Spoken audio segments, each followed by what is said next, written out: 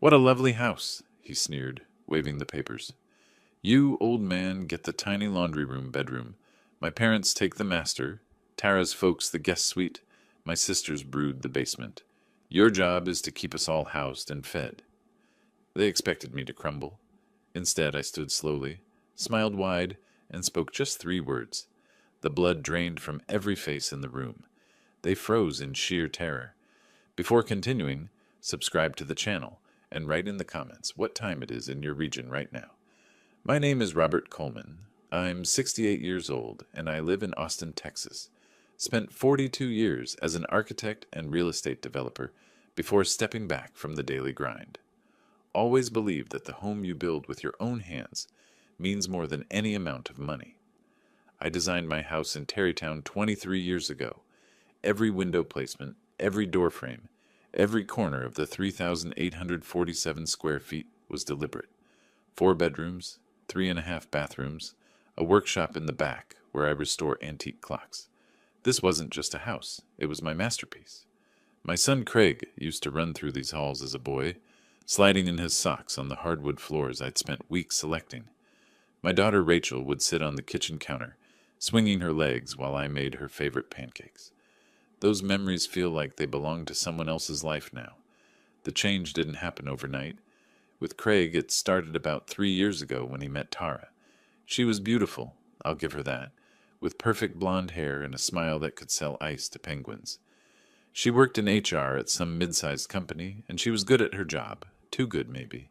She knew exactly how to package selfish desires as reasonable requests, how to make manipulation sound like concern. Craig had always been a bit lazy, always looking for shortcuts, but Tara amplified it. Before her, he at least pretended to care about building his own life. After her, it became all about what I owed them. What he deserved from me. He worked as a sales manager at Tech Vision Solutions, pulling in a decent salary, but they lived beyond their means. Designer clothes, expensive restaurants, a lifestyle they couldn't actually afford. Rachel, my daughter, took a different path to disappointment. Divorced at 34, 2 kids, ages 11 and 9, and a permanent victim mentality. Everything was always someone else's fault. Her ex-husband Trey's fault for not supporting her dreams. Her boss's fault for not promoting her. My fault for not helping enough. She worked as an assistant manager at a shopping mall, barely making ends meet. But somehow that was also my responsibility to fix. It started innocuously about 3 months ago. Craig called one evening. "Hey, Dad, Tara and I were thinking of dropping by tomorrow for coffee. That okay?" Of course it was okay. They were my son and daughter-in-law. The next morning they arrived with pastries and warm smiles. Tara walked through the house like she was seeing it for the first time, even though she'd been here dozens of times before. "Robert, this house is absolutely stunning," she said, running her hand along the custom banister. "Craig never told me you designed it yourself. That's incredible." I felt a small surge of pride. "Thank you, Tara. It was a labor of love." She pulled out her phone and started taking photos. "Do you mind? I'm just so inspired by the architecture. The way the light comes through these windows." What could I say? It seemed harmless. The visits became more frequent. Coffee turned into lunch. Lunch turned into dinner. Dinner turned into, "It's getting late. Mind if we crash in the guest room?" I noticed Tara measuring doorways with her eyes, making little notes in her phone. Once I caught her pacing off the master bedroom, counting her steps. "Just admiring the space," she said with that 1,000-watt smile. "You're so lucky to have all this room." Lucky. As if I hadn't worked 60-hour weeks for 4 decades to afford it. Then Tara's parents entered the picture. Donald and Cynthia Sanders arrived one Sunday afternoon, summoned by their daughter for what Craig called a family lunch. Donald was a retired regional insurance manager who acted like he'd personally invented the concept of success. Cynthia was a homemaker who'd never worked a day in her life, but somehow felt qualified to judge everyone else's choices. "So this is the famous house," Donald said, looking around my living room like he was evaluating it for purchase. "Must be expensive to maintain for just one person." "I manage fine," I replied evenly. "Still," Cynthia chimed in, her voice dripping with false concern, "it does seem like a lot of space for someone your age, Bob." I hate being called Bob. My name is Robert. She knew this. Robert, I corrected gently. She waved her hand dismissively. Of course, Robert. I just mean don't you worry about the stairs. What if you fell? Who would know? I'm 68, not 88. I play chess twice a week at Central Texas Chess Club, work in my clock shop, and can still climb a ladder better than most 40-year-olds. But Cynthia had already decided I was one step from the nursing home. The visits from Donald and Cynthia became regular, too. They'd show up unannounced, peer into rooms, ask intrusive questions about my finances, my retirement accounts, my estate planning. Donald actually asked me once if I had long-term care insurance, then followed up with, because you know, at your age, these things happen fast. Meanwhile, Rachel started calling more frequently, always with some new crisis. Her car broke down. Her landlord raised the rent. The kids needed new school supplies. Could I help? Just this once? Every conversation ended with a request for money, wrapped in tears and guilt. Dad, I'm barely making it, she'd sob into the phone. After the divorce, Trey pays so little in child support, I'm drowning here. I helped. I always helped. But it was never enough, and the requests grew bolder. The pattern continued for 3 months. Visit after visit, question after question, measurement after measurement. I'm not naive. I knew something was brewing. I just didn't know what until that phone call.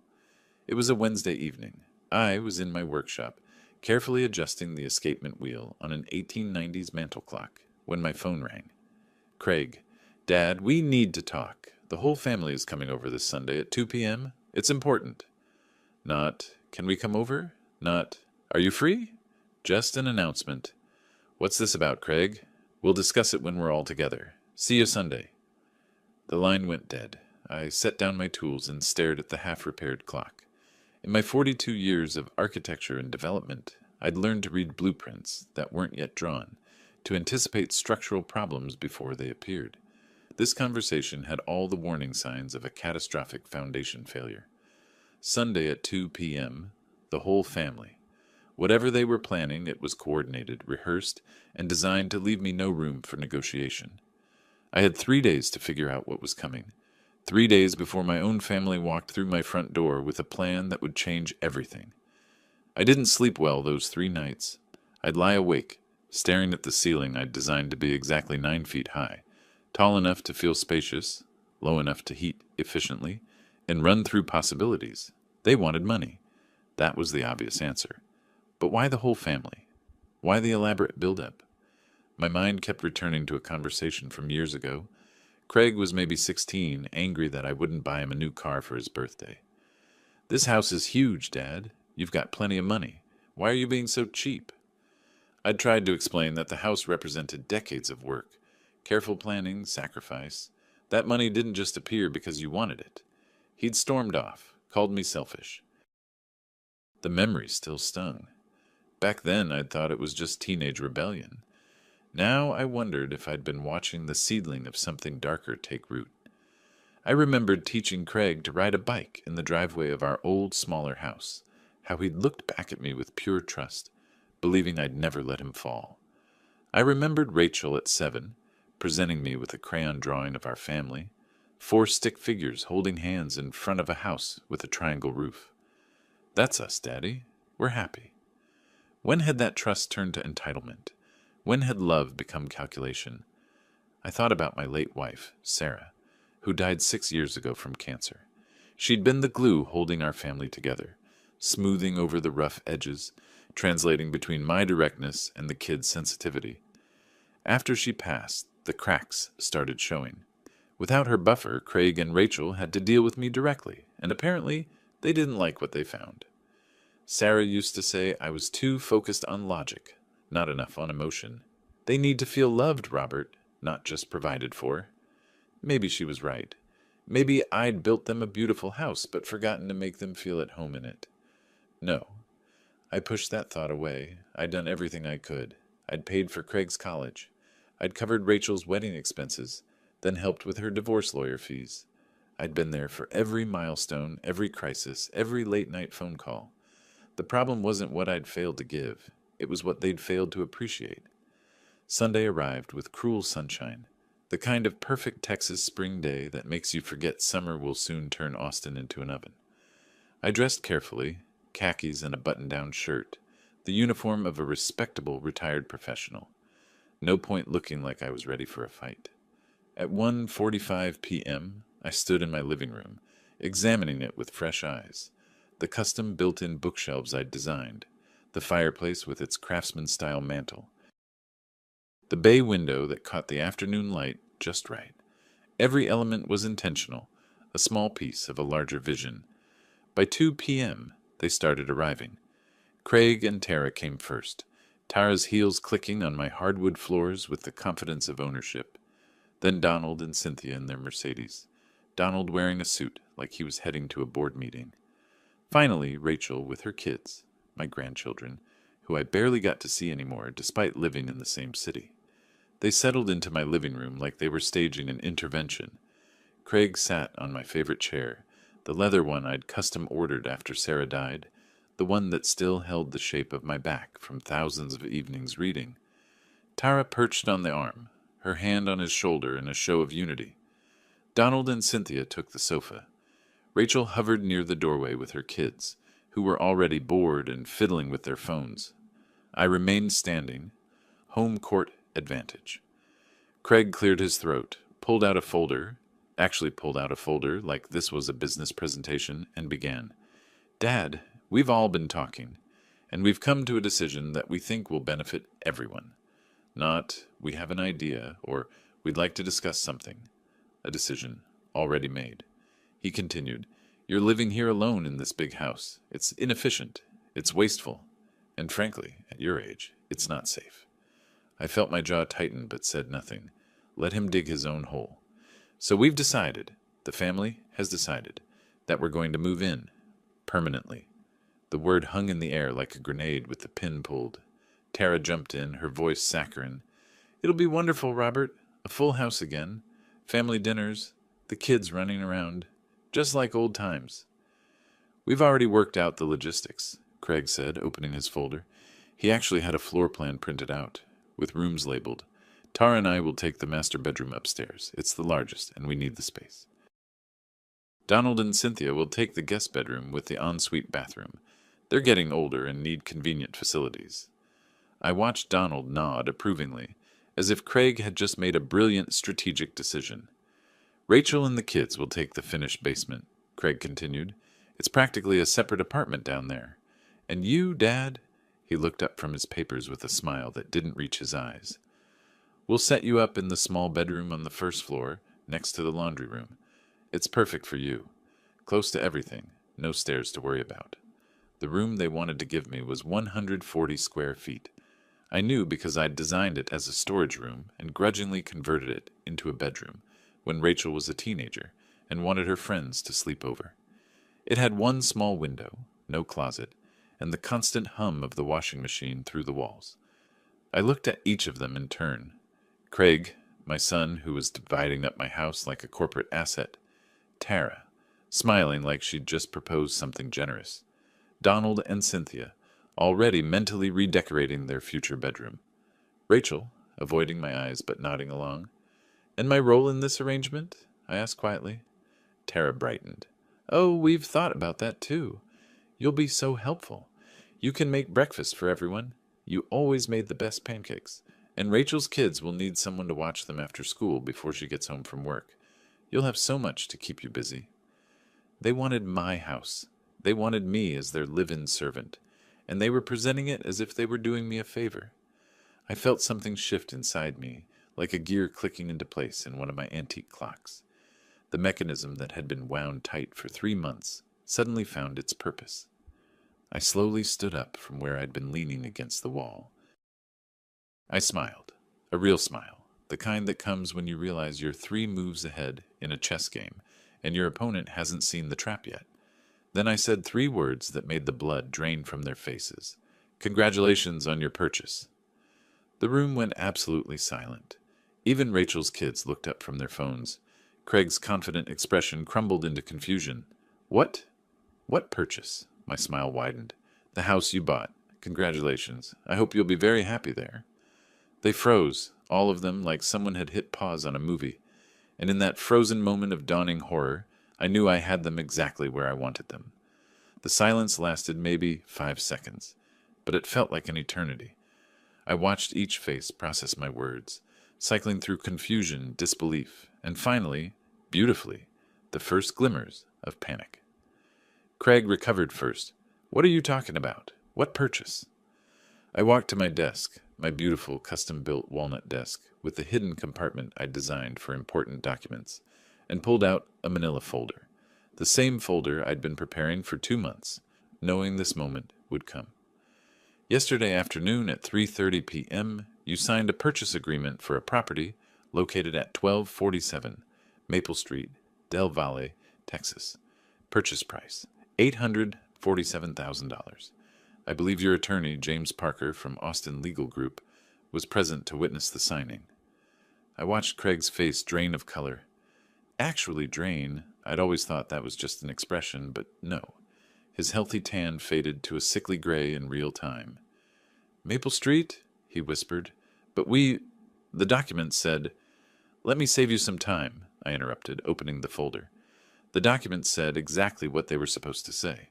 You purchased a house, just not this house. Tara shot to her feet, her chair scraping against the hardwood floors. "That's impossible.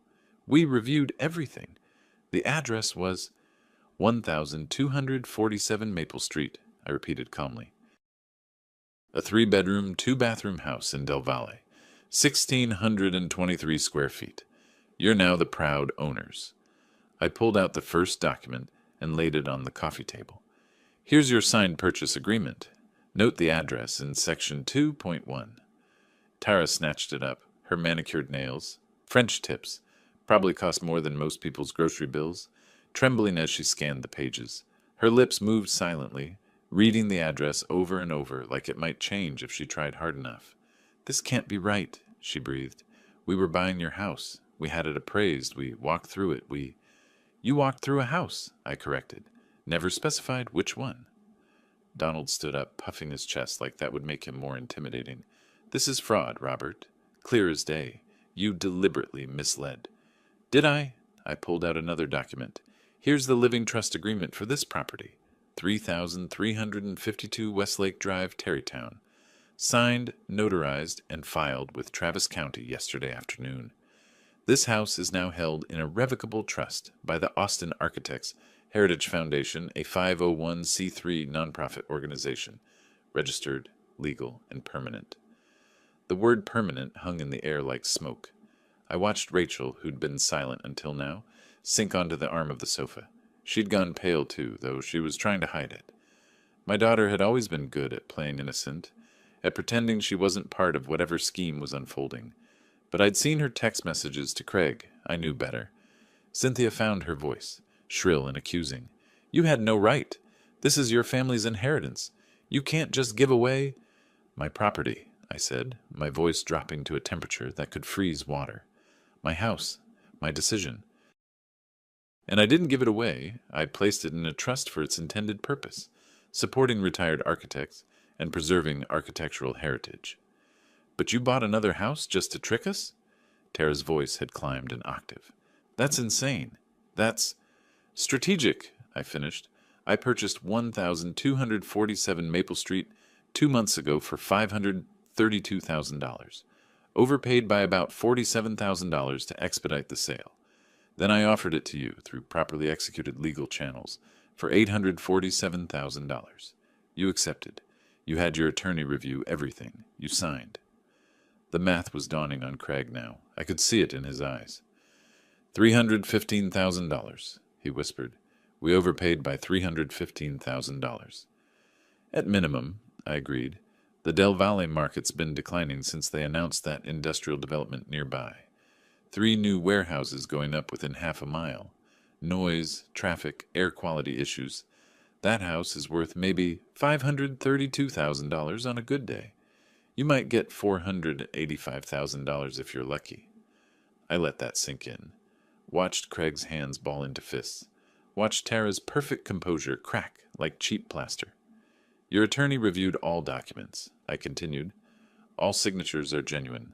All disclosures were made, well, the ones legally required. The fact that you assumed you were buying this house without verifying the address, that's not fraud. That's due diligence failure. Donald's face had gone from red to purple. We'll sue. We'll take this to court, and we'll... Please do, I said, and I meant it. I've prepared for that contingency. I have documentation of every conversation, every text message, every email where you discussed taking over my house. Texas is a one-party consent state for recording conversations, Donald. Did you know that? I've been recording every visit for the past 6 weeks. The room went silent again, different this time, heavier. You recorded us? Rachel finally spoke, her voice small. Your own family? I documented evidence of a coordinated plan to seize my property and reduce me to a servant in my own home. I corrected. Yes, Rachel, I did. Including your text to Craig about how you'd finally be able to quit working once you moved in, and I could babysit full-time. She flinched like I'd slapped her. Cynthia tried one more time. But surely there's some way to fix this. To negotiate. There's nothing to negotiate, I said. You own a house in Del Valle. I have nothing to do with this house anymore. The Austin Architects Heritage Foundation does. You're welcome to contact their board of directors if you have concerns. You're on the board, Craig shouted, finally losing his carefully maintained composure. You probably are the board, I smiled. I'm one of 7 founding members.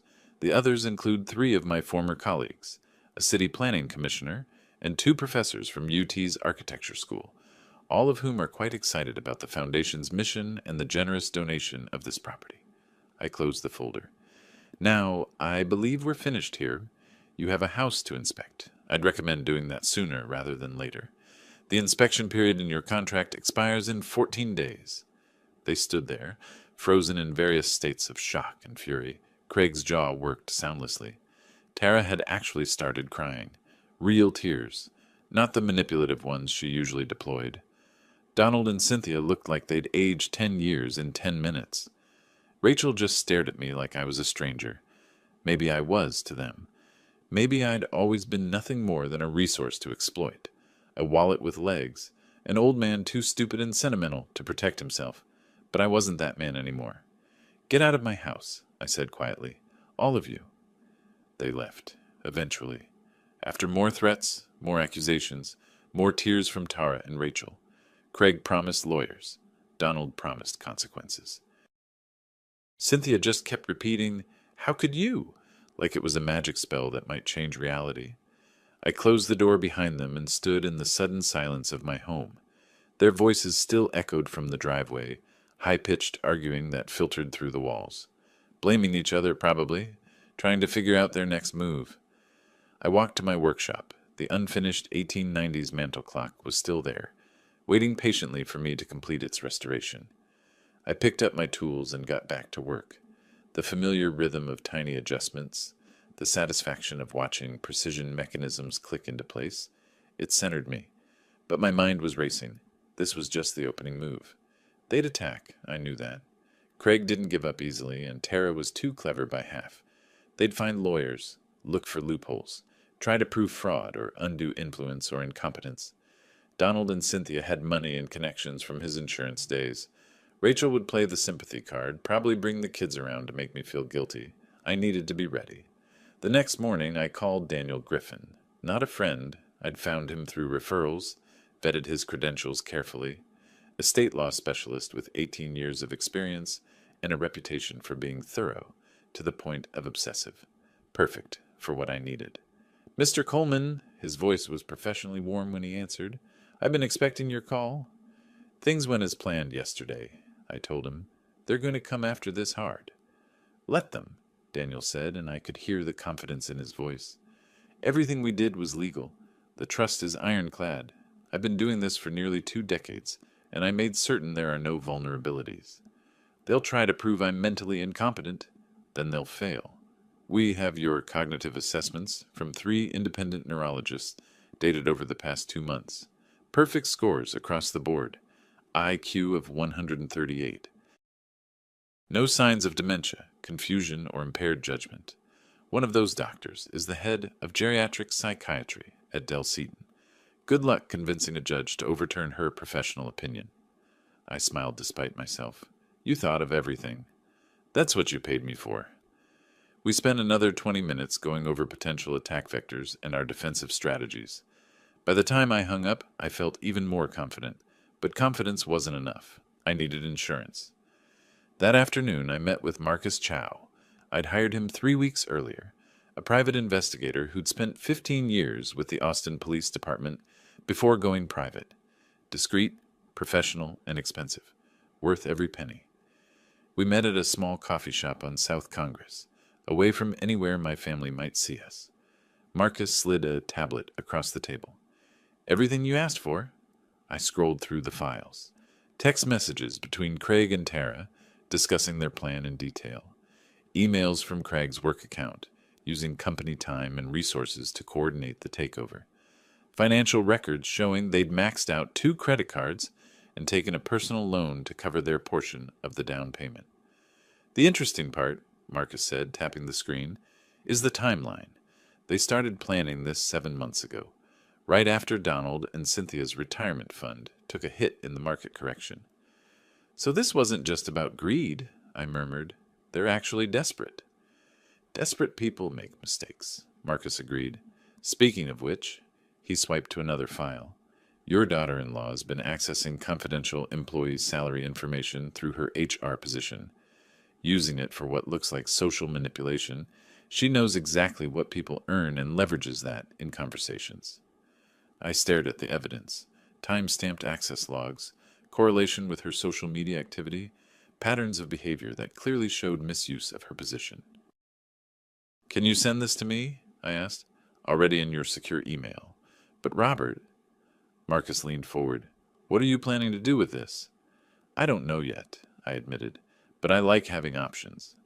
Over the next several days, the attacks began. Craig's lawyer, a young, aggressive type from a mid-tier firm, filed a lawsuit claiming fraud, undue influence, and elder abuse. The allegations were nonsense, but they required response. Daniel handled it smoothly, filing motions to dismiss with attached evidence that made Craig's claims look absurd. Text messages, recorded conversations, the whole coordinated plan laid bare. Rachel came by crying, begging me to make this right. She brought the kids, my grandchildren, who I barely knew because she'd been too busy to visit unless she needed money. I let them in, made the kids hot chocolate, asked about school. They were good kids, not their fault their mother was a manipulator. When Rachel started her pitch, Dad, please think of the children. They need stability. I cut her off. Rachel, you knew about Craig's plan. You were part of it. You wanted the basement, rent-free, while I babysat full-time so you could quit your job. I never said that. You texted it to Craig. I have copies. She left in tears, kids in tow, shouting about how cruel I'd become. But the real attack came from Donald and Cynthia. They filed a petition with the court to have me evaluated for mental competency, claiming I was showing signs of dementia and had been manipulated into signing away my property. That one actually made me laugh. I voluntarily submitted to every evaluation they requested. 3 different doctors, full neurological workups, cognitive tests, psychiatric assessments. The works. The results came back exactly as I knew they would. Perfect mental health. Superior cognitive function for my age. No signs of impairment whatsoever. The judge who reviewed the petition, a stern woman named Barbara Martinez who'd been on the bench for 20 years, didn't just dismiss it, she verbally eviscerated Donald's attorney in open court for wasting judicial resources and warned that any future frivolous filings would result in sanctions. Donald and Cynthia left the courthouse looking like they'd been physically beaten. But I wasn't done, not even close. I'd been watching, learning, documenting, and I'd discovered something interesting about Craig's job at Tech Vision Solutions. His boss was named Robert Sullivan. A quick search of my old university records showed that a Robert Sullivan had taken my advanced structural design course 25 years ago, graduated with honors, left a note in my retirement file about how much my mentorship had meant to his career. Small world. I drafted a careful email, professional, concerned, attaching documentation of Craig's misuse of company resources, those emails from his work account, discussing personal matters, potentially exposing the company to legal liability if anyone discovered an employee using company infrastructure to plan what could be construed as elder abuse. I didn't send it yet, just saved it in my drafts folder. Sometimes the best weapon is the one you haven't fired yet. That evening I sat in my workshop with a glass of scotch, Macallan 18, the good stuff, and examined the mantel clock I'd finally finished restoring. Every gear in perfect alignment, every mechanism precisely calibrated, working exactly as its creator had intended 135 years ago. I wound it carefully and listened to it tick. Steady, reliable, patient. And that's when I understood exactly how to repay them. Not with rage, not with hasty revenge, but with the same precision I'd applied to my architecture career, the same patience I used restoring timepieces, the same methodical planning that had built my successful development company. I'd dismantle their lives piece by piece, legally, cleanly, completely. They wanted to take everything from me? Fine. Let's see how they enjoyed losing everything themselves. 2 days later, I made the call. Mr. Sullivan's office, how may I help you? The receptionist's voice was crisp, professional. This is Robert Coleman. I'd like to schedule a meeting with Mr. Sullivan to discuss a potential collaboration between the Austin Architects Heritage Foundation and Tech Vision Solutions. There was a brief pause. Mr. Coleman, the architect, Mr. Sullivan has mentioned you. Please hold. Less than a minute later, Robert Sullivan himself came on the line. Professor Coleman, this is unexpected. I'd be honored to meet with you. Professor, he still called me that after 25 years. I remembered him vaguely. A quiet student who'd sat in the third row of my structural design course, always taking meticulous notes. Apparently, I'd made an impression. I appreciate that, Robert. I have a proposition that might interest Tech Vision, and I'd value your input. We scheduled lunch for the following week at a bistro downtown. Neutral territory, professional setting. Perfect. The morning of our meeting, I dressed carefully. Conservative suit, burgundy tie, the uniform of respectability. I brought a leather portfolio containing foundation materials, documentation of our 501c3 status, and buried beneath them a separate folder I might or might not need. Robert Sullivan arrived exactly on time. He'd aged well, a distinguished-looking man with salt and pepper hair, and the confident bearing of someone who'd built a successful career. We shook hands, and I saw genuine warmth in his eyes. Professor Coleman, I can't tell you how much your class influenced my career path. Your lecture on integrating sustainable design with commercial viability changed how I think about business. Please call me Robert, and I'm glad the lesson stuck. You've done well at Tech Vision. We ordered lunch, discussed the foundation, talked about the tech industry's growth in Austin. He was genuinely interested in supporting the foundation, mentioned potential sponsorship opportunities, technology partnerships for our educational programs. Then I shifted gears. There's something else I need to discuss, Robert. It's somewhat delicate. I paused, letting the weight of my tone register. It concerns an employee of yours, Craig Coleman. Sullivan's expression didn't change immediately, but I saw the subtle tension in his shoulders. Craig Coleman, is he related to you? My son. The color drained from his face, not dramatically, but enough that I noticed. I didn't know. He never mentioned. He set down his fork carefully. What about him? I opened the secondary folder. I debated whether to bring this to you, but I believe you deserve to know about a potential conflict of interest and misuse of company resources. I slid the first document across the table. Time-stamped emails from Craig's Tech Vision account, discussing his plan to take over my house. Coordination messages sent during business hours. References to using connections to close deals. Ambiguous enough to be concerning, specific enough to raise questions. Sullivan read in silence. His jaw tightened. There's more, I said quietly. Craig knew I was his father.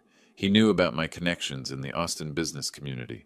He never disclosed our relationship to you or to HR. Given that Tech Vision operates in a field where professional relationships matter, this represents a significant conflict of interest. Why are you telling me this? Sullivan's voice was carefully neutral, but I could see the calculation happening behind his eyes. Because you showed integrity in my classroom 25 years ago, and I believe you still have it. Because if this situation became public, a senior sales manager using undisclosed family connections while simultaneously planning to exploit his elderly father, it would reflect poorly on TechVision's ethics standards.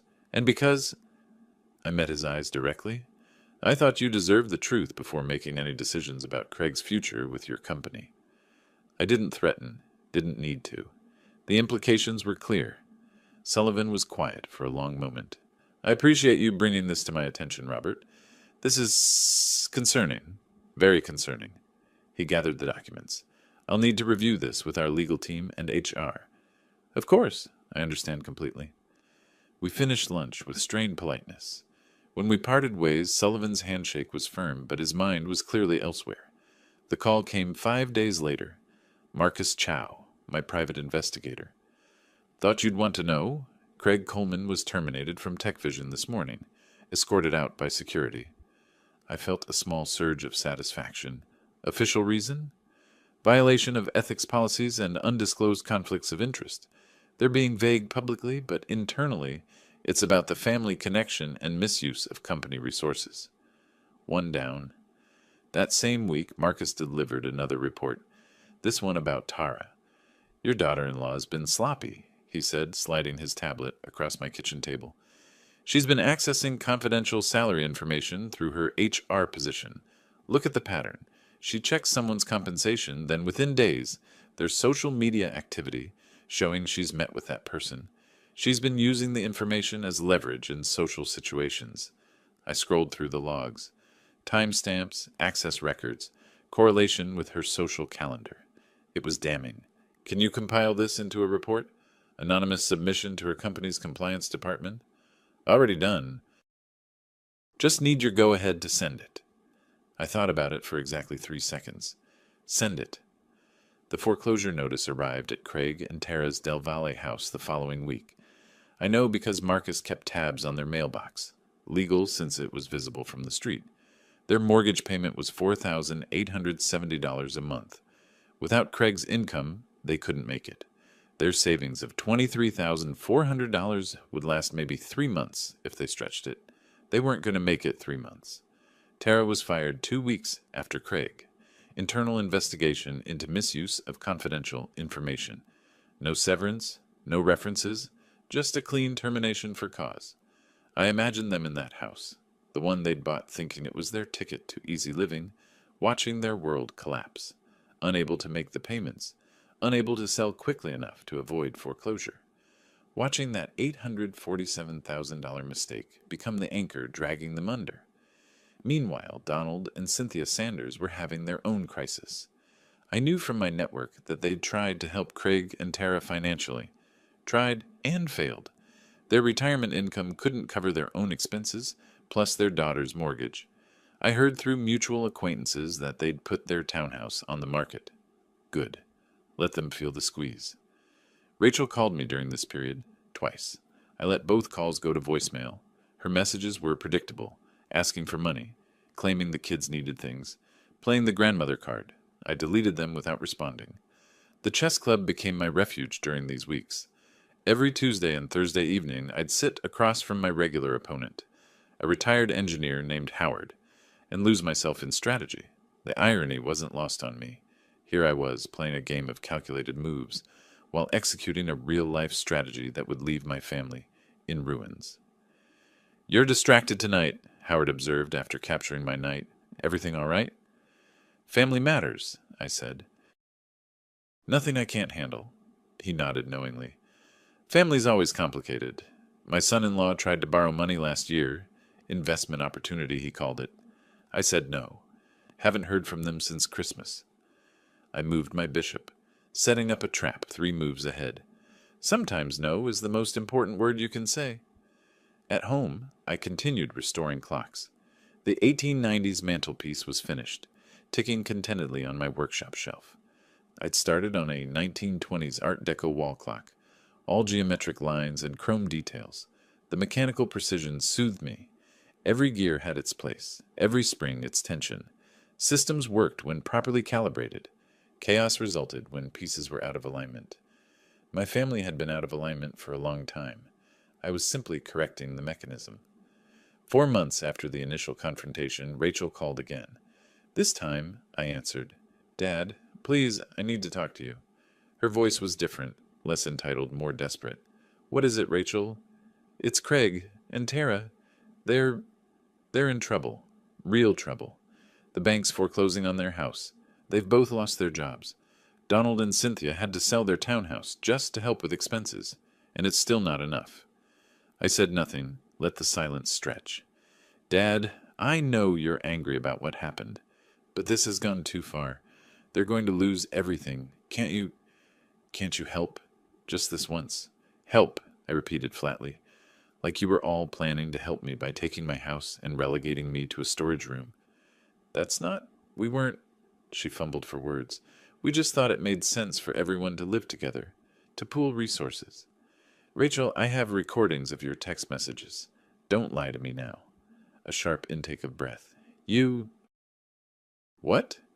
You texted Craig that once you moved in, you'd finally be able to quit working because I could babysit full-time while you focused on yourself. Does that ring a bell? The silence on her end was absolute. The answer is no, I continued. I will not help. I will, however, help my grandchildren with college when the time comes. Money set aside in trust, paid directly to their educational institutions. But you, Craig, Tara, you're adults. Time to face the consequences of your choices. She started crying. Real tears this time, not the manipulative kind. Dad, please. Goodbye, Rachel. I hung up and immediately blocked her number. 2 weeks later, Marcus called with news. The Del Valle house sold.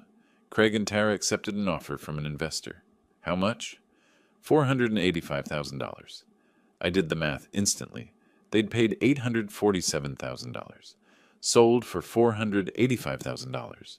A loss of $362,000, not counting closing costs, realtor fees, and the months of mortgage payments they'd made. Catastrophic. Where are they moving? 2-bedroom apartment in Southeast Austin. Rents $1,450 a month. It's not great. I pictured Craig and Tara in a small apartment, their grand dreams of living in my house replaced by the reality of financial ruin. No savings, no jobs, or at least no good ones. Credit destroyed. The life they'd planned evaporated like morning dew. Perfect. Then came the phone call I'd been half expecting. Donald Sanders. Robert, we need to talk, face to face. There's a coffee shop on Lamar, neutral ground. The whole family will be there. An intervention? I asked dryly. A conversation, tomorrow at 2. I should have said no, should have ignored them entirely. But curiosity got the better of me. I wanted to see their faces, wanted to witness the full impact of what I'd done. I arrived at the coffee shop exactly on time.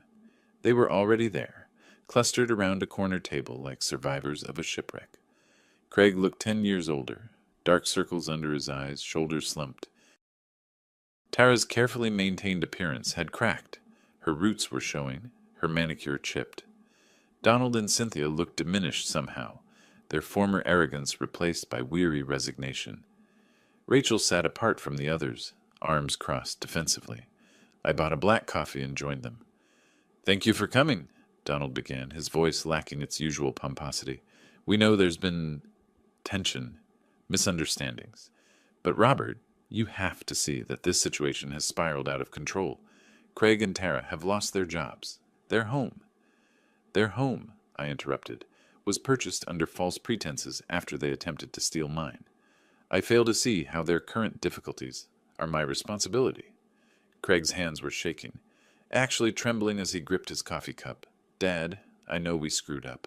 I know we approached this wrong. But you've destroyed us. Completely destroyed us. I protected my property, I corrected calmly. Everything I did was legal.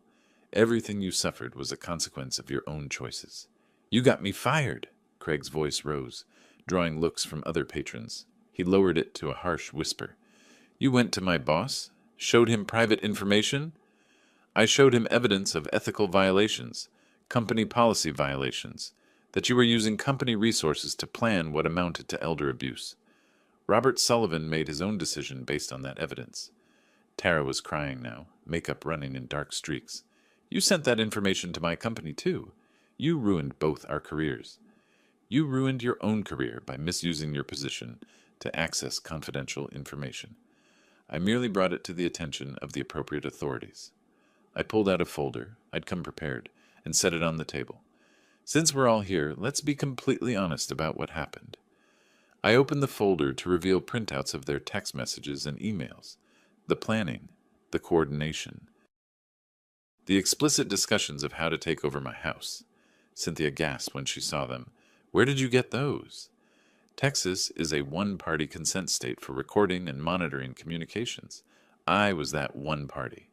I turned to a particularly damning page. Tara, would you like to read what you wrote here? Once he's in that little room, we can make his life so uncomfortable he'll check himself into a nursing home. Tara's face went from red to white to gray. Her mouth opened and closed, but no sound came out. I turned another page.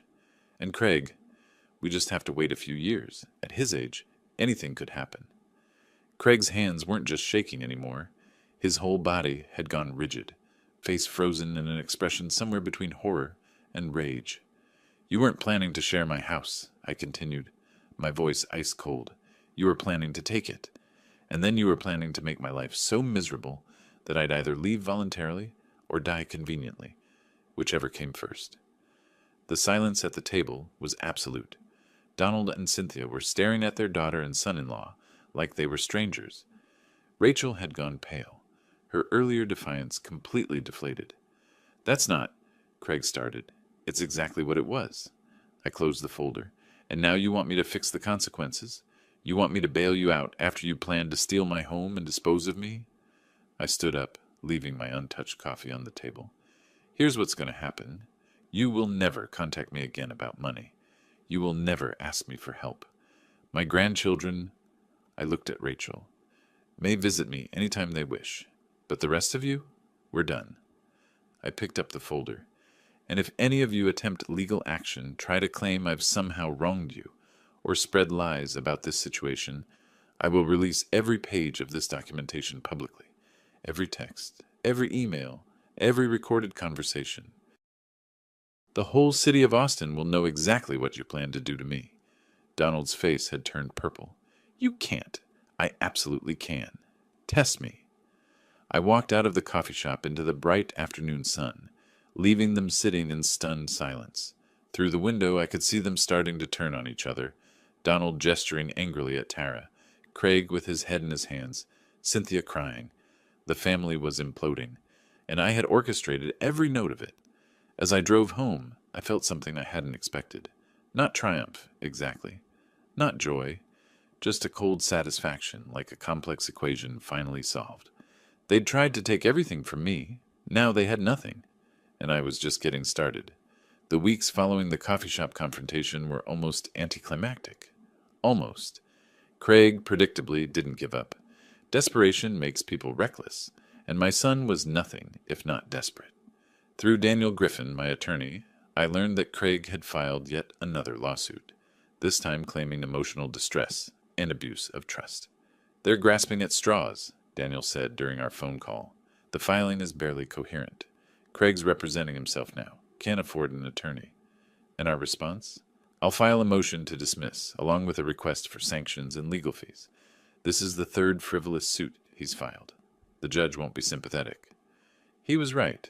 The hearing lasted less than 20 minutes. The judge, the same Judge Barbara Martinez who dismissed the competency petition, didn't even let Craig finish his opening statement. Mr. Coleman, she said, her voice sharp enough to cut glass, this court has entertained multiple baseless claims from you and your family over the past 4 months. Each one has been thoroughly documented as frivolous. This ends now. Craig's face went red. Your Honor, my father deliberately... Your father engaged in legal transactions to protect his property from what appears to be a coordinated attempt at elder exploitation. The evidence you yourself provided proves this. She turned to Daniel. Motion to dismiss is granted. Additionally, Mr. Robert Coleman is awarded legal fees in the amount of $8,500. Mr. Craig Coleman, you are hereby ordered to pay this sum within 90 days, or it will be garnished from future wages. Craig went pale. I watched from the gallery, keeping my expression neutral. $8,500 he didn't have. Another weight added to the crushing burden he'd created for himself. Furthermore, Judge Martinez continued, any future filings from you or your immediate family members regarding this matter will be subject to pre-filing review and automatic sanctions. Do you understand? Yes, Your Honor, Craig whispered. Outside the courthouse, I saw him slumped on a bench, head in his hands. Part of me, a very small part, felt something that might have been pity. But then I remembered the text messages, the plan to make my life uncomfortable, the casual discussion of waiting for me to die. The pity evaporated. Meanwhile, the Austin Architects Heritage Foundation was coming to life in ways that exceeded even my hopes. Philip Carter, one of my former students and now a successful architect, had helped assemble a board of directors, 6 other professionals besides myself, all committed to the foundation's mission. The transformation of my house into a functioning educational center took 2 months. The main floor became a lecture hall and gallery space. The second floor housed a research library and meeting rooms.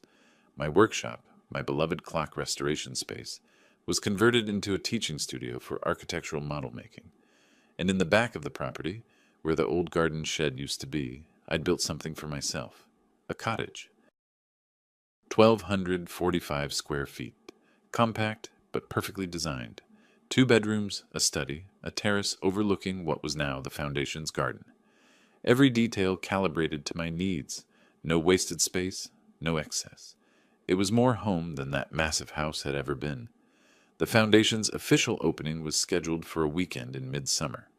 We'd invited former colleagues, current architects, students from the University of Texas Architecture program, even a few local journalists. The Austin American-Statesman was sending a reporter to cover it.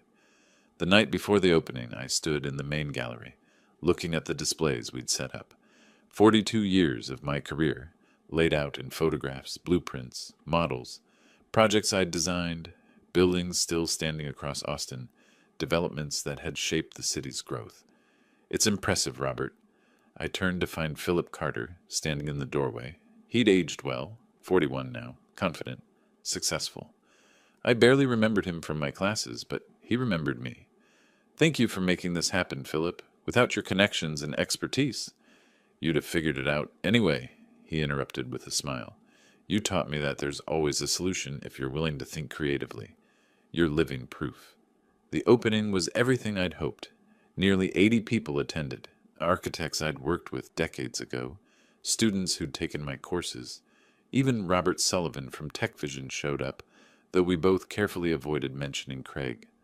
I gave a speech, talked about the importance of preserving institutional knowledge, of creating spaces where experienced architects could mentor the next generation, of building legacy rather than just buildings.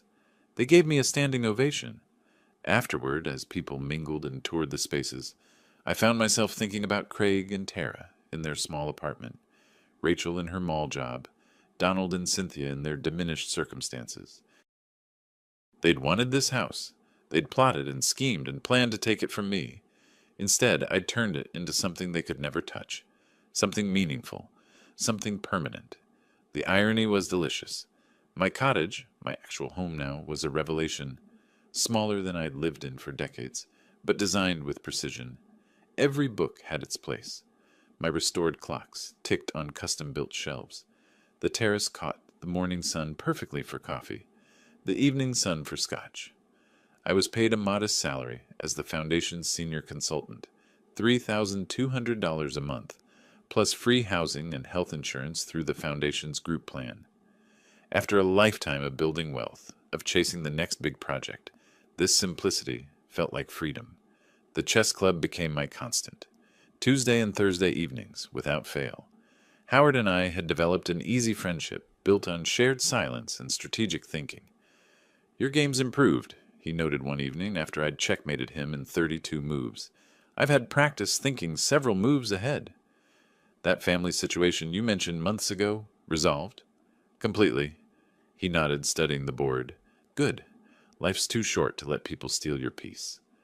I smiled. If only he knew. But peace, I was learning, is never permanent when family is involved.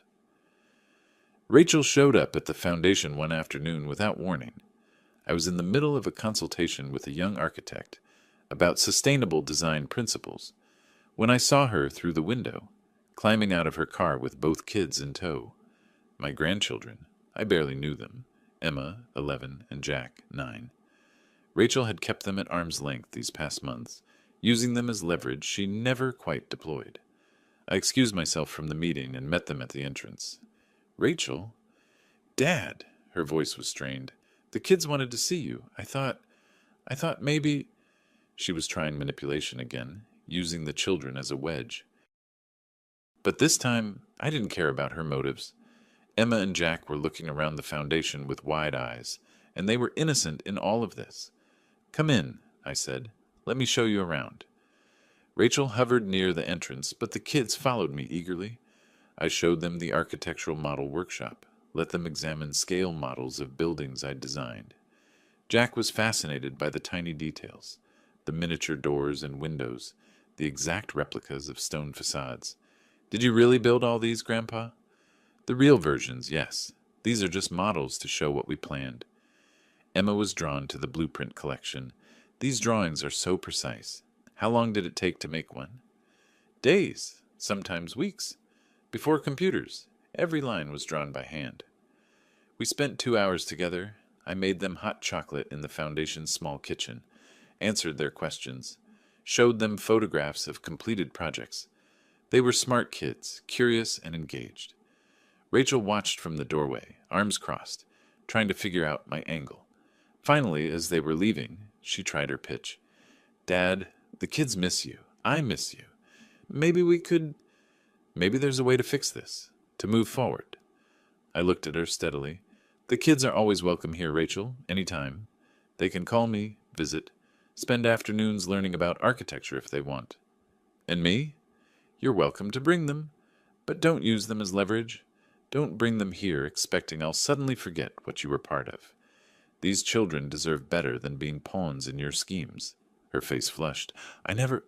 You texted Craig that once you moved in, you'd finally be able to quit working because I could babysit full-time while you focused on yourself. Don't lie to me now. She left angry, but the kids started visiting regularly. Every Saturday afternoon they'd show up, sometimes dropped off by their father, Trey, who nodded at me with something like respect. He'd seen what Rachel was, had divorced her because of it. We had that unspoken understanding. I taught Emma basic drafting techniques, showed Jack how to build scale models. They absorbed knowledge like sponges, and for the first time in years, I felt like I was actually being a grandfather. Meanwhile, Craig and Tara made one final desperate move. Through their new attorney, a young, inexperienced lawyer, probably working pro bono for the exposure, they filed a petition claiming the Foundation's creation was a testamentary disposition that could be challenged, essentially arguing that I'd given away my estate while still alive, which could be contested as I might have been unduly influenced or incompetent. Daniel laughed when he showed me the filing. They really don't know when to quit. What's our defense? Timeline. We have 5 months of documentation showing you created this foundation. Meeting notes, medical evaluations, consultations with multiple attorneys, financial advisors. You underwent 3 separate cognitive assessments, all showing perfect mental function. You consulted with tax specialists, nonprofit experts, estate planners. This wasn't a spontaneous decision. It was a carefully planned philanthropic endeavor. The hearing was almost boring. Daniel presented our documentation like he was giving a lecture. Medical records, meeting logs, emails with Foundation board members, correspondence with the IRS regarding our 501c3 status, architectural plans for the cottage that proved I'd been planning my living arrangements for over a year. Craig and Tara's attorney looked more uncomfortable with each piece of evidence. He'd probably taken this case thinking it was a slam dunk. Elderly man gives away valuable property. Family contests it. Simple. He hadn't counted on facing someone who'd spent his entire career planning complex projects and documenting every decision. The judge, a different one this time, Judge William Patterson, reviewed the materials with obvious irritation. Counselor, your clients are arguing that Mr. Coleman was incompetent or unduly influenced when he created this foundation. Yet I see evidence of extensive planning, multiple professional consultations, and repeated medical evaluations confirming his capacity. What, exactly, is your evidence of incompetence? The attorney fumbled. Your Honor, the timing of the foundation's creation, immediately before the family was set to move in with Mr. Coleman. You mean immediately before they attempted to seize his property? Judge Patterson's voice was dry. I've reviewed the related cases, including the documented communications planning this takeover. Your client's own messages demonstrate clear intent to exploit Mr. Coleman. The Foundation's creation appears to be a reasonable response to discovering his family's plans. He dismissed the petition with prejudice, meaning it couldn't be refiled. Ordered Craig and Tara to pay another $3,200 in legal fees. When I left the courthouse, I saw them sitting in their old sedan, a beat-up Honda that had replaced whatever they'd been driving before. Craig's head was resting on the steering wheel. Tara was crying. They'd spent everything they had trying to undo what I'd done. Every penny fighting legal battles they couldn't win, and now they owed me over $11,000 in legal fees they'd never be able to pay. The garnishment would come from Craig's wages at his new job, some low-level position he'd finally found. 10% of every paycheck for years. I drove back to my cottage, poured myself a scotch, and sat on the terrace watching the sunset. The Foundation's lights were on. An evening lecture series was starting. 23 architects gathered in what used to be my living room. From here I could hear the murmur of voices, the occasional laugh. Life, purpose, legacy. They'd wanted to take my home and reduce me to a servant. Instead, I'd created something that would outlive us all. And every legal attack they'd mounted had only strengthened my position, documented their malice more thoroughly, buried them deeper in debt and consequences. I raised my glass in a private toast. Checkmate. The months that followed were a study in contrast. While my family spiraled into financial ruin and mutual recrimination, I rebuilt my life into something better than it had been before. The Austin Architects Heritage Foundation wasn't just a legal maneuver. It became real, vibrant, meaningful. The official opening happened on a warm morning in early summer. I stood in the main house, my former house, and watched as colleagues, former students, and local architects filed through the door. The living room where Craig had presented his takeover plan now hosted displays of historical Austin architecture. The master bedroom they'd wanted so badly, a library and study space with floor-to-ceiling bookshelves, the kitchen where Tara had imagined me making their breakfasts, a communal workspace with drafting tables and computer stations. My cottage on the property was perfect. Smaller than the main house, yes, 1,245 square feet compared to 3,847, but it was mine. 2 bedrooms, a proper workshop for my clocks, a study lined with my architecture books. The terrace overlooked the main house, and I could watch the Foundation's activities while maintaining my privacy. I received a modest salary, $3,200 a month as a consultant, plus free housing and health insurance. After decades of high-pressure development work, the simplicity was refreshing. Meanwhile, Craig found a new job, junior sales associate at a small tech firm. Salary, $52,000 a year, down from $87,000. I heard about it through the professional network. Austin's not that big, and news travels. Tara landed work too, dental office administrator, $38,000 annually. Combined income before taxes, $90,000. Their previous combined earnings had been around $125,000. The difference might not sound catastrophic, but with their destroyed credit, the massive loss on the Del Valle house, and ongoing debt payments, it was devastating. They lived in that 2-bedroom apartment on the southeast side. Rent, $1,450 a month. I drove past it once, purely by accident, while visiting a supplier. Generic beige siding, cracked parking lot, the kind of place you live when you have no other options. Their dream of luxury in my Tarrytown house replaced by this. The poetry of it wasn't lost on me. Donald and Cynthia had sold their townhouse to help with Craig and Tara's expenses. It hadn't been enough. Now they lived in a 1-bedroom apartment in a less desirable area.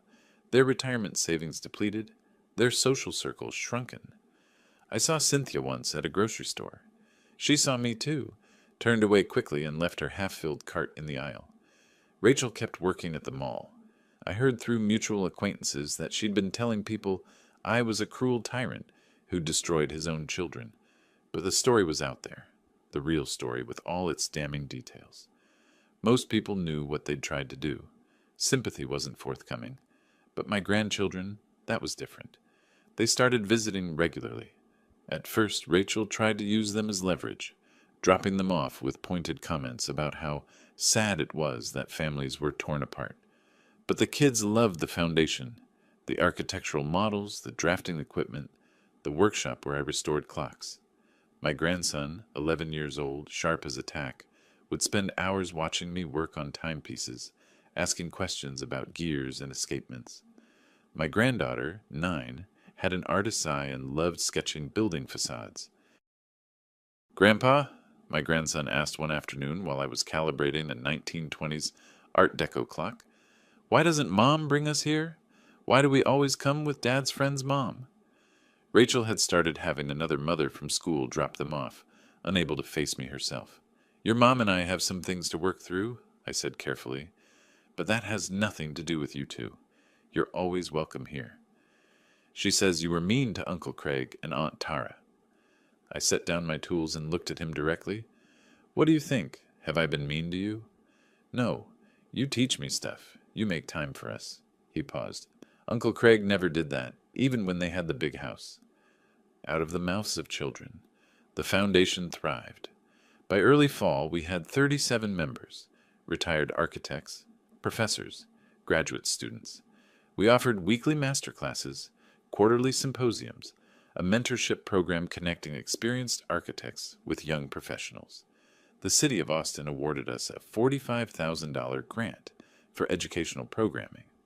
Local media covered the foundation's opening, painting me as a visionary philanthropist. The irony was delicious. Craig had accused me of being selfish and greedy, yet here I was, giving away $1 million property for the public good. I worked on my memoirs in the evenings, not a tell-all about my family. That would be petty. Instead, a professional retrospective, 4 decades in architecture and development, lessons learned, projects completed, the evolution of Austin's skyline. Several former colleagues expressed interest in writing forewords. At chess club, Howard noticed the change in me. "You seem lighter," he observed after I executed a particularly elegant endgame. "Lighter?" "Less burdened. When you first told me about your family troubles, you carried it like a weight. Now," he gestured vaguely, "it's gone." He was right. The anger had burned itself out, replaced by something cleaner. Not forgiveness. I wasn't there yet, might never be. But acceptance. They'd shown me who they were. I'd responded appropriately. Now we all lived with the consequences. One evening I sat on my terrace with a glass of scotch, watching the sun set over the main house. Inside, a group of architecture students were having an animated discussion about sustainable urban design. Their voices drifted through the open windows, passionate and engaged. This was my legacy.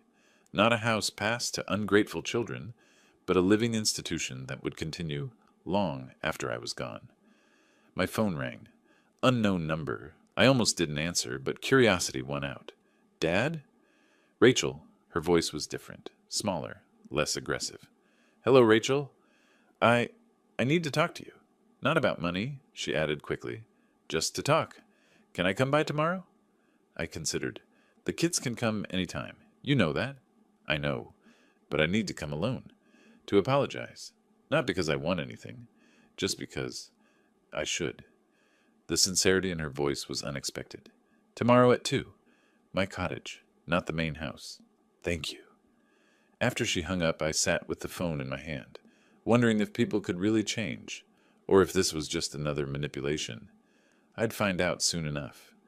Rachel arrived exactly at 2, driving a different car than I remembered, older, more practical. She climbed out slowly, looking at the property with an expression I couldn't quite read. I met her at the cottage door. She'd lost weight, looked tired. The dramatic flair she usually carried had been replaced by something more subdued. "Thanks for seeing me," she said quietly. We sat on the terrace. I didn't offer refreshments, didn't make small talk, just waited. I met someone, she began. His name is Tom. He's a mechanic. Works on cars, gets his hands dirty, comes home exhausted. And he's good, patient. When I complain about work, he listens, but then he asks what I'm going to do about it. Not what someone else should do for me. What I'm going to do. She twisted her hands together. He doesn't let me play victim. And I've been playing victim my whole life, haven't I? I didn't answer. Didn't need to. I knew about Craig's plan. I was part of it. I told myself I wasn't, that I was just going along, but she looked at me directly. I wanted that basement apartment. I wanted free childcare. I wanted you to fix my life because I'd made such a mess of it. And when you didn't, when you protected yourself instead, I was angry. Like you'd betrayed me by not letting us use you.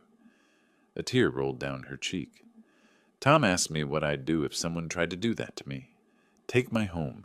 Make me a servant in my own house. I didn't have an answer. Because we both know what I'd do. I'd fight back, just like you did. She pulled out her phone, showed me a text thread. These are the messages I sent Craig, the ones you have copies of. Tom made me read them out loud, made me hear how I sounded. Her voice cracked. I'm not proud of who I was, who I've been. Why are you telling me this, Rachel? Because you deserve to hear it. Not because I expect forgiveness. I don't. Not because I want you to fix things with Craig, or help us financially or anything else. Just because it's true. And you should know that at least one of your children finally understands what they did to you. She stood up. The kids love coming here. Tom brings them on Saturdays sometimes. Did you know that? He says you're teaching them to value hard work and patience. That's more than I ever taught them. They're good kids, I said. They are, despite me. She moved toward the steps, then turned back. I know I don't have the right to ask, but can I bring them sometimes? Not drop them off. Actually come with them, be part of their visits?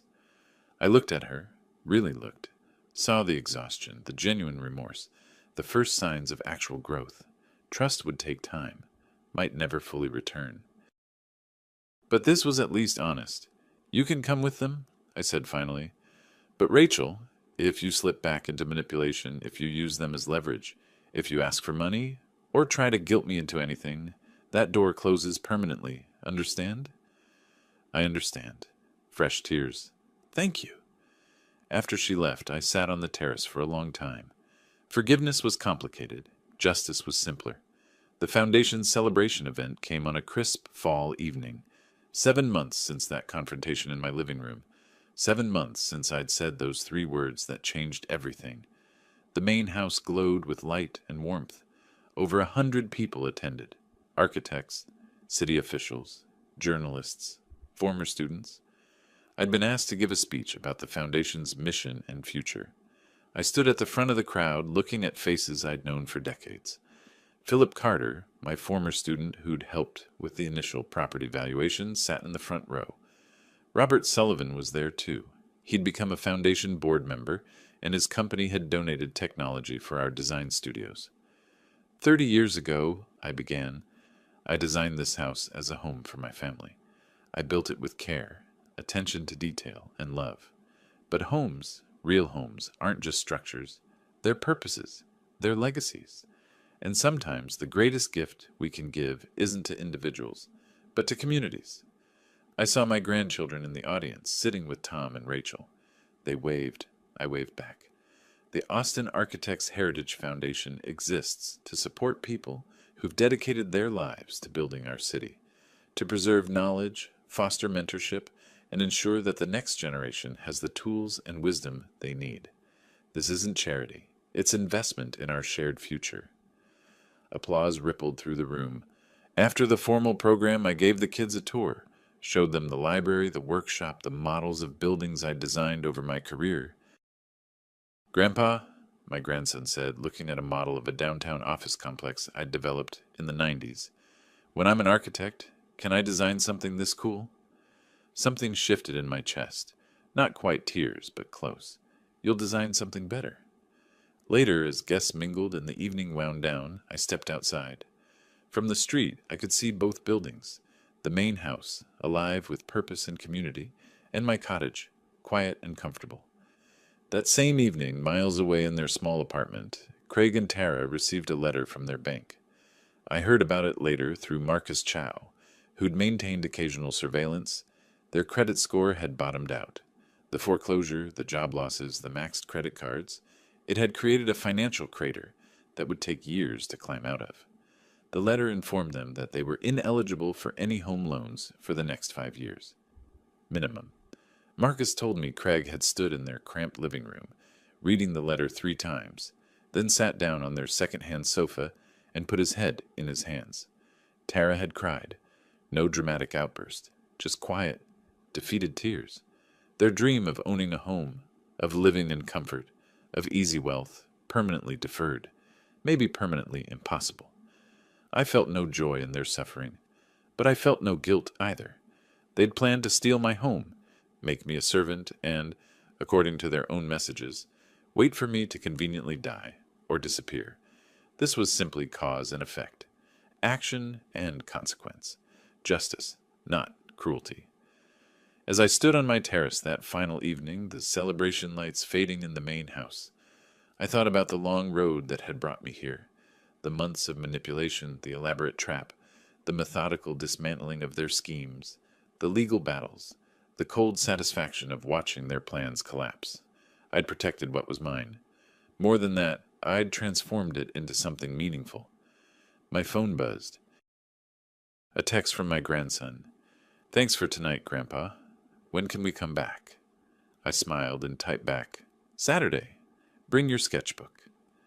The house I'd designed 23 years ago still stood, still beautiful, still purposeful, just serving a different purpose than I'd originally imagined, a better purpose. I raised my glass to the evening sky, to justice served, to consequences earned, to life moving forward. They'd wanted to take my house and turn me into their servant. Instead, I'd created a legacy that would outlast all of us. I'd shown them, shown myself, that age doesn't mean weakness, that kindness doesn't mean doormat, that family isn't an excuse for exploitation. And I'd done it all legally, methodically, precisely, like restoring an antique clock, every gear in its place, every mechanism calibrated perfectly. The best revenge, I'd learned, wasn't cruelty. It was living well, having purpose, being free. I finished my scotch and went inside to my workshop. The Art Deco clock needed one final adjustment before it was complete, and I had all the time in the world. If you like this story, please like this video, subscribe to the channel, and share your impressions of this story in the comments. To listen to the next story, click on the box on the left. Thank you for watching. 움직이기 싫다. 좀 가야 되는데. 어떡해. 나 일으켜줄 사람.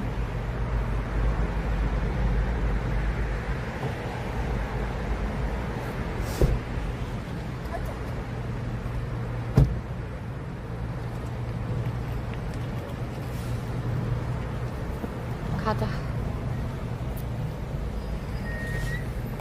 좀 흔들려도 이해해주세요. 이렇게 가야 돼. 내 손가락 찢어지게. 아! 미친. 어깨 부셔지면은 차 안 타고 왔어. 걸어왔어.